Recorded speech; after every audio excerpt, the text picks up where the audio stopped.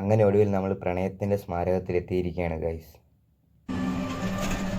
അപ്പോൾ എല്ലാവർക്കും welcome back. നമ്മുടെ അവസാനത്തെ ദിവസമാണ് കേട്ടോ, last day in Delhi guys. നമ്മുടെ ഫൈനൽ ലൊക്കേഷൻ താജ്മഹൽ കാണാൻ പോവാണ് കേട്ടോ. അപ്പോൾ നമ്മൾ ഇപ്പം ട്രെയിൻ ഇറങ്ങിയിട്ട് നേരെ ഒരു സൈക്കിൾ റിക്ഷ പിടിച്ചാട്ടോ പോകുന്നത്. നമ്മൾ ട്രെയിൻ ഇറങ്ങിയപ്പോൾ തൊട്ട് വീഡിയോ എടുക്കണം എന്ന് ആലോചിച്ചാണ് ഗൈസ്. പക്ഷേ ഭയങ്കര തിരക്കായിരുന്നു, ഒരു രക്ഷയില്ലാത്ത തിരക്കായിരുന്നു. എല്ലാവരും താജ്മഹൽ കാണാൻ പോകുന്നത് കൊണ്ടായിരിക്കും റെയിൽവേ സ്റ്റേഷൻ ഫുൾ ആളായിരുന്നു കേട്ടോ.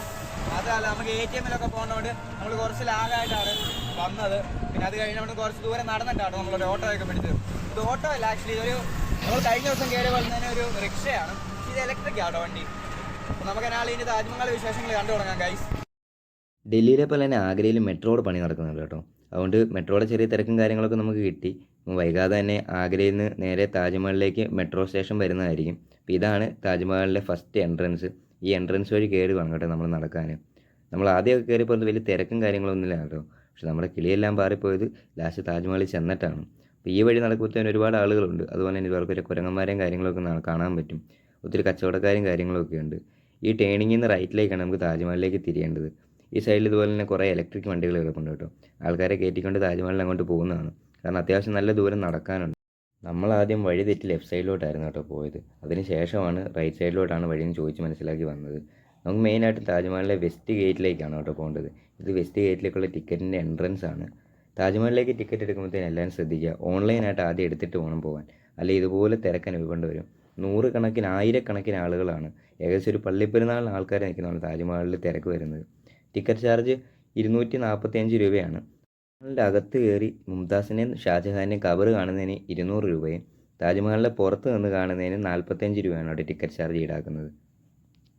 നമ്മളങ്ങനെ ടിക്കറ്റ് എടുപ്പും സെക്യൂരിറ്റി ചെക്കപ്പും എല്ലാം കഴിഞ്ഞിട്ട് നേരെ കയറിയിട്ടുണ്ട് താജ്മഹലിനകത്തേക്ക്. ഈ വിഷ്വലാണ് കേട്ടോ നമ്മൾ ഈ വീഡിയോസിനകത്ത് കാണുന്നത്. നല്ല രസമാണ് കാണാൻ. നമുക്ക് ശരിക്കും പുറത്ത് നിന്ന് നോക്കിയാൽ ക്ലിയർ ആയിട്ട് താജ്മഹൽ കാണത്തില്ല.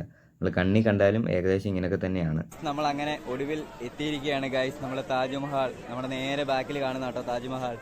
ഒരുപാട് സന്തോഷമുണ്ട് ഗൈസ്. ലോകാത്ഭുതങ്ങളിൽ ഒന്നായ താജ്മഹൽ കാണാൻ പറ്റിയതിലും അതുപോലെ തന്നെ ജീവിതത്തിൽ ഏറ്റവും വലിയൊരു ആഗ്രഹം സാധിച്ചതിൽ ഒരുപാട് സന്തോഷമായിരുന്നു ഗൈസ്.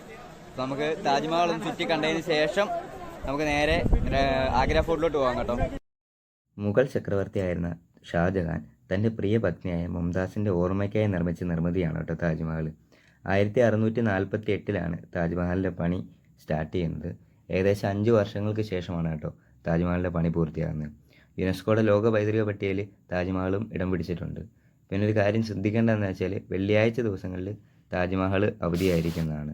നമ്മൾ മെയിനായിട്ട് 45 രൂപയുടെ ടിക്കറ്റ് എടുത്തതിൻ്റെ കാരണം എന്ന് വെച്ചാൽ താജ്മഹലിനകത്ത് ഫോട്ടോഗ്രാഫി, വീഡിയോഗ്രാഫി കാര്യങ്ങളൊന്നും അലൗഡ് അല്ല.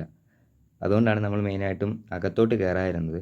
മാത്രമല്ല താജ്മഹലിൻ്റെ ഒരു പ്രത്യേകത എന്ന് വെച്ചാൽ താജ്മഹലിന് ഏത് സൈഡിൽ നിന്ന് നോക്കിയാലും ഒരുപോലെയാണ് ഇട്ടിരിക്കുന്നത്. 4 വശങ്ങളാണ് താജ്മഹലിനുള്ളത്. ഈ 4 സൈഡും ഒരുപോലെയാണ് ഇരിക്കുന്നത്. നമ്മൾ അവിടെ നിന്ന് ഇറങ്ങി നേരെ വന്ന ഒരു ഓപ്പൺ മ്യൂസിയത്തിലോട്ടാണ് കേട്ടോ. ഇവിടെ നമ്മുടെ ഇന്ത്യയിലുള്ള എല്ലാവിധ കാര്യങ്ങളും നമുക്ക് കാണാൻ പറ്റും കേട്ടോ. അത് പല പല സ്ഥലങ്ങളും സ്പിരിച്വൽ സിറ്റീസ്, ഓരോരോ സ്ഥലങ്ങൾ നമ്മുടെ കേരളം ഉൾപ്പെടെ നമുക്കിവിടെ ചെന്ന് കഴിഞ്ഞാൽ കാണാൻ പറ്റും കേട്ടോ. എല്ലാത്തെ പറ്റിയും ഡീറ്റെയിൽ ആയിട്ട് ഇവിടെ വെച്ചിട്ടുണ്ട്. മുഗൾ വാസ്തുശില്പകലയുടെ ഉത്തമ ഉദാഹരണം തന്നെയാണ് കേട്ടോ താജ്മഹൽ. ഇത് പണി കഴിപ്പിച്ചിരിക്കുന്നത് റെഡ് സാൻഡ്സ്റ്റോണും അതുപോലെ തന്നെ വൈറ്റ് മാർബിളും വെച്ചിട്ടാണ് കേട്ടോ. നമ്മളങ്ങനെ താജ്മഹൽ കണ്ടിട്ട് ഇറങ്ങി കേട്ടോ. നല്ല തിരക്കായിരുന്നു ഗൈസ്. നമ്മളതുകൊണ്ട് താജ്മഹൽ അകത്തെ വീഡിയോസ് ഒന്നും എടുത്തിട്ടില്ല ഗൈസ്. നമ്മൾ പുറമേ ഉള്ള വീഡിയോസ് മാത്രമേ എടുത്തിട്ടുള്ളൂ. നമ്മളിനി നെക്സ്റ്റ് പോകാൻ പോകുന്ന ആഗ്ര ഫോർട്ടിലോട്ടാണ് കേട്ടോ. ഇവിടുന്ന് ഏകദേശം ഒരു 4 കിലോമീറ്ററോളം ഉണ്ട്. നമുക്കിനി ആഗ്ര ഫോർട്ടിൽ ചെന്നിട്ട് അടുത്ത വിശേഷങ്ങൾ കാണാം കേട്ടോ. ഇവിടെ ഏറ്റവും കൂടുതൽ സൗകര്യം ഇതുപോലെ റിക്ഷ അല്ലെങ്കിൽ ഊബറിലൊക്കെ യാത്ര ചെയ്യുന്നതാണ് കേട്ടോ. നമ്മളങ്ങനെ വണ്ടിയെ വന്ന് ഇറങ്ങി കേട്ടോ. നമ്മൾ തൊട്ടടുത്ത് തന്നെ ആൾ കേട്ടോ ഇറക്കിയത്. ഈ ബാക്കിൽ കാണുന്നതാണ് ആഗ്ര ഫോർട്ട്. നമുക്ക് എന്നാൽ അങ്ങോട്ട് ചെന്നിട്ട് ബാക്കി വീഡിയോ കാണാം കേട്ടോ. നമുക്ക് സത്യം പറഞ്ഞാൽ ആഗ്ര ഫോർട്ടിലോട്ട് വരാൻ വലിയ പ്ലാനൊന്നും ഇല്ലായിരുന്നു. നമ്മൾ 2 കാര്യം കൊണ്ടാണ് കേട്ടോ ആഗ്ര ഫോർട്ടിലോട്ട് വന്നത്. ഒന്ന്, നമുക്ക് നൈറ്റാണ് ട്രെയിന്, നമുക്ക് സമയം അത്യാവശ്യമുണ്ട്. മാത്രമല്ല രണ്ടെന്ന് പറഞ്ഞു കഴിഞ്ഞാൽ നമ്മളൊരാളോട് ഇങ്ങനെ സംസാരിച്ചപ്പോൾ ആൾ നമ്മളോട് പറഞ്ഞു ആഗ്ര ഫോർട്ടിൽ നിന്ന് കഴിഞ്ഞാൽ താജ്മഹലിൻ്റെ വിഷ്വൽ വേറൊരു രീതിക്ക് നമുക്ക് കാണാൻ പറ്റും കേട്ടോ.